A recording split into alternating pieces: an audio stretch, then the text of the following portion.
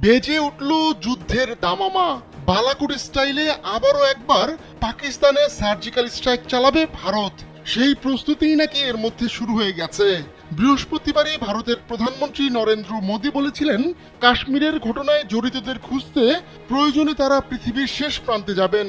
সেই ঘোষণার একদিন পরই শোনা যাচ্ছে ভারতের সেনারা শুরু করেছে যুদ্ধের প্রস্তুতি। পাকিস্তান বলছে ওই ঘটনায় তাদের কোনো দোষ নেই, কিন্তু ইসলামাবাদের যুক্তি মানতে রাজি নয় নয়াদিল্লি। তাই গর্জে উঠেছিলেন মোদি। এবার মোদির বার্তার পর প্রত্যাঘাতের চূড়ান্ত প্রস্তুতি শুরু করেছে ভারতের বাহিনী। এবার মরুভূমিতেই চলছে কামান দিয়ে যুদ্ধের সেই প্রস্তুতি। এবার কি তাহলে পাকিস্তানে ঢুকে ফের স্ট্রাইক চালাবে ভারত? ভারতীয় সংবাদ মাধ্যম এবিপি আনন্দ বলছে, কামানের এই গর্জন চলছে থর মরুভূমিতে। ওই অঞ্চল পাকিস্তানের সীমান্তের খুব কাছে। এর আগে বালাকোটে যুদ্ধবিমান দিয়ে হামলা চালিয়েছিল ভারত। সেই দফায় ভারত সাফল্য দাবি করলেও পাকিস্তান ভারতের একজন বিমান সেনাকে আটকে সফল হয়েছিল। তবে এবারও ভারত বিমান দিয়ে হামলা চালাবে কিনা তা নিশ্চিত নয়। এর আগে ভারতের পহেলগামে হামলার ঘটনার পর পাকিস্তান ঘোষণা দেয় তারা ক্ষেপণাস্ত্রের পরীক্ষা চালাবে। এ নিয়ে করাচি উপকূলের কাছে নিজেদের এক্সক্লুসিভ ইকোনমিক জোনে পরীক্ষার বিজ্ঞপ্তিও জারি করে ইসলামাবাদ।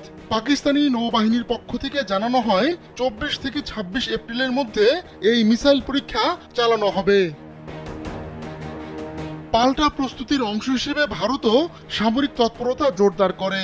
এরই মধ্যে মিসাইল ধ্বংসের সফল পরীক্ষা চালিয়েছে ভারতের নৌবাহিনী। নিজেদের প্রযুক্তিতে তৈরি আইএনএস সুরত থেকে এক নিম্ন উড্ডয়ন মিসাইল সফলভাবে ধ্বংস করা হয়। এক্সে দেওয়া এক পোস্টে ভারতীয় নৌবাহিনী বলছে, এতে তাদের প্রতিরক্ষা সক্ষমতায় নতুন মাত্রা যোগ হয়েছে। পাল্টাপাল্টি সামরিক পদক্ষেপের মধ্যেও কথার লড়াই চলছে। পাকিস্তানের বিরুদ্ধে নেওয়া ভারতের বিভিন্ন পদক্ষেপকে শিশুসুলভ আখ্যা দিয়েছে পাকিস্তানের উপপ্রধানমন্ত্রী ও পররাষ্ট্রমন্ত্রী ইসহাক দার। তার ভাষায় এর যোগ্য জবাব দেবে পাকিস্তান। সেই থেকে শুরু কূটনৈতিক যুদ্ধের পাশাপাশি এখন সামরিক শক্তি প্রদর্শনও শুরু করেছে পরমাণু শক্তিধর এই দুই দেশ।